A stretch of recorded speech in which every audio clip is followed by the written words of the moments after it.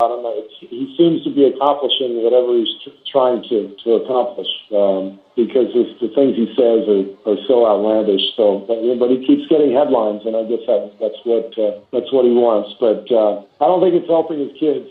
I think it'd be better for them, if they could just play and have fun and not have to hear that every day. But whatever, it's all part of it.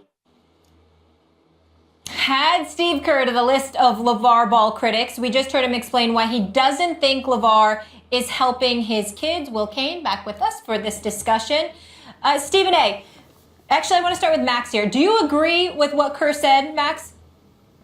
Yes, Steve Kerr's logic is easy to follow, but I'll roll with LaVar Ball here because the fact of the matter is, whatever criticism you want to give him, and however this all turns out, and we shall see, he has 3 kids who are all going to play on scholarship for UCLA, the most storied franchise when all is considered in the history of college basketball. His son right now, where the attention is, Lonzo Ball, is probably the best player on maybe the best team in the country. I mean, what if they win the national title and he's the number one reason why? So I understand the criticism. It's not hard to understand, and generally that criticism would apply. But it's equally hard to tell someone, a father, who's been doing things a certain way all along and has been met with great success with his kids, who, by the way, seem unflappable as it relates to their dad, including Lonzo, and especially Lonzo now, where that's where the attention is. It's difficult to tell that guy, however you've been doing things now, yeah, that's fine until now, but now stop. Now do things the way we are all telling you to do it, because I'm quite sure there were many steps along the way where he was tisked by others and told that's not the way you do it. And LaVar Balls are going, all right, you know what? I'm going to raise my kids. I'm going to do it my way. You do it your way. We'll see how it all shakes out. So at this moment still, I'm rolling with LaVar Ball, and I'm rooting for him. Well, again, you can root for him all you want to, but I think you're wrong. And I think you're wrong by virtue of the fact that you're saying you're rooting for him. It's not about him. It's about his kids. That's who it's supposed to be about. And I've repeatedly said this on many, many occasions. I think a parent's natural default position is to protect their children. And it is clear that LaVar Ball is not protecting his children here. I'm not disrespecting him in any way. I'm certainly not trying to cast any aspersions on him in terms of the wonderful father that appears that he is, because he loves his children. He's taking great care of them. They're all materializing into something special. And certainly the marketing angle of it all, the notoriety, you can get where you're coming from. But he has been in the news for the quotes about Michael Jordan, for the quotes about Charles Barkley, for the quotes about Steph Curry. He was the one on Sports Nation playing basketball against your man Marcellus Wiley. This is the reality. And so along the way, it just appears to be very, very glaring that it's more about him than his sons.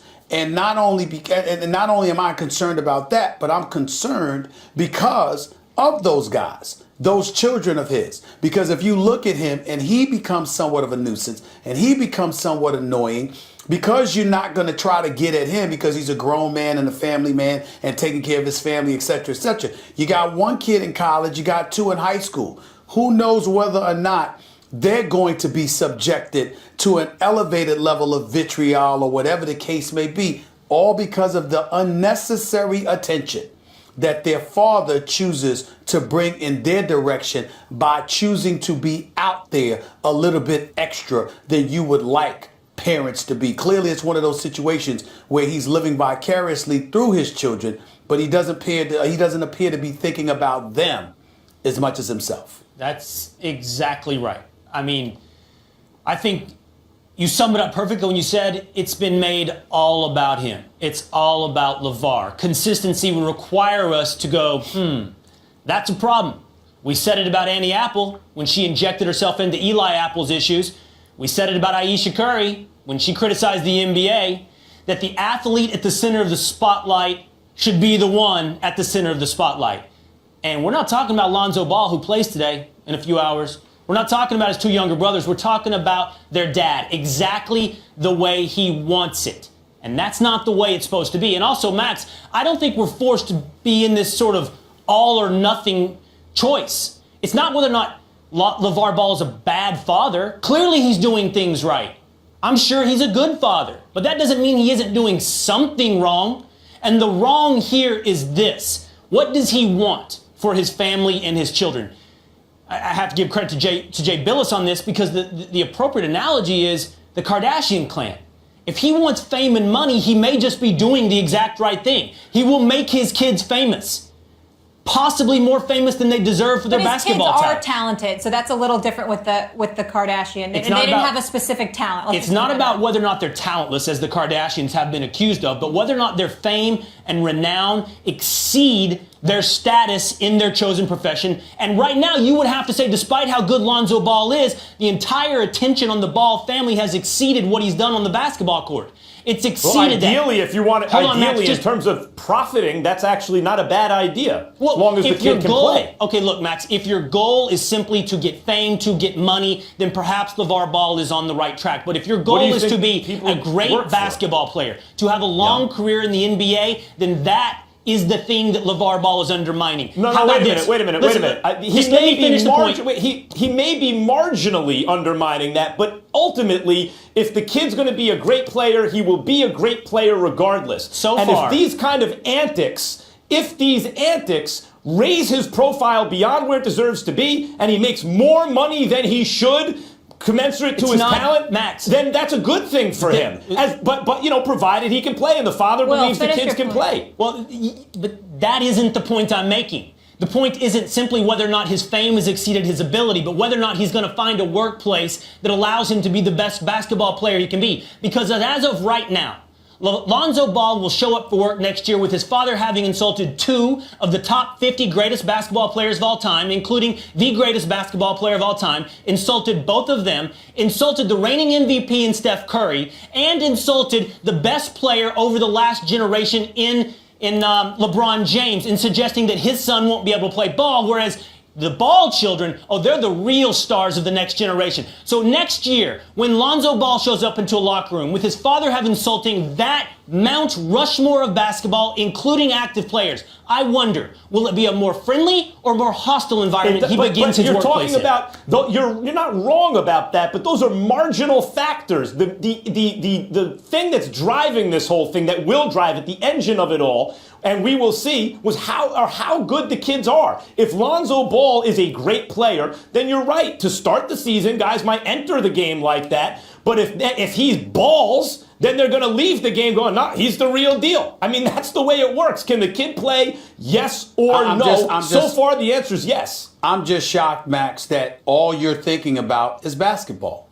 This is a father that we're talking about that's impacting the lives of his kids, and all you can talk about is whether they can ball or not, like you're completely oblivious to the world that we're living in. How is it impacting their life in a way that they don't like? I'll let you speak. Let me finish. I'm going directly to what you're saying. I'm saying to you, we also debated this a few days ago. We brought up Richard Williams. We brought up how he had to step back because he was front and center when it came to Serena and Venus. But guess what the difference is between Serena and Venus compared to Lonzo Ball?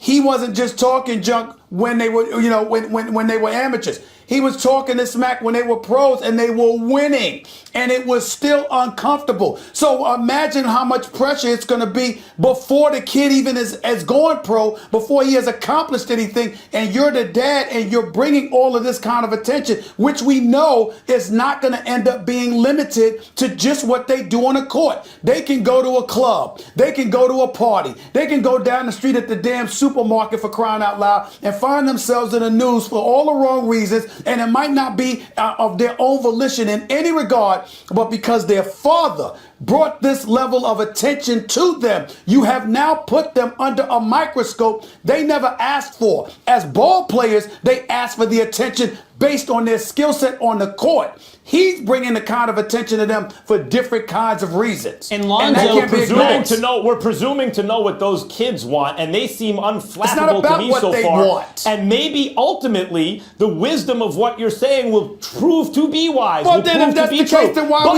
what's there to debate? may not be. It may not be. Look, the Ball family may be the exception that proves the rule. And whether or not there's a general feeling that a parent shouldn't do this, in this case, they may be exceptional. So far, in many respects, they are. If Lonzo rises above it, and if Lonzo plays ball and reaches all those expectations, that's on Lonzo. He gets credit for that. Good for Lonzo, but there's no debate about whether or not his father is making it easier or harder. Lonzo will have done it despite his father insulting the best basketball players in the history of the game. According to you, but maybe not according to them. In other words, LaVar Ball raised his kids this way, and now you're asking him to change things. Max, if you had sons, there's no way you would do this. Don't be hypocritical. There's no way you would do this. I say you he would shouldn't not do it. You wouldn't do it. You wouldn't applaud it. I'm telling you, I know you well enough. I'm saying you, Max Kellerman, I know you well enough to know that you would avoid doing such a thing because you would be worried about the attention off the court that would come in the direction of your kids if you had sons. And you know But the world is a more interesting place because not everyone would do it the way I would do it. We're not talking about criminal behavior or something here. We're talking about a father that brags too much about his kids. Yeah. I mean, that's what we're talking about. But no one's proposing to put him in jail. We're just criticizing him.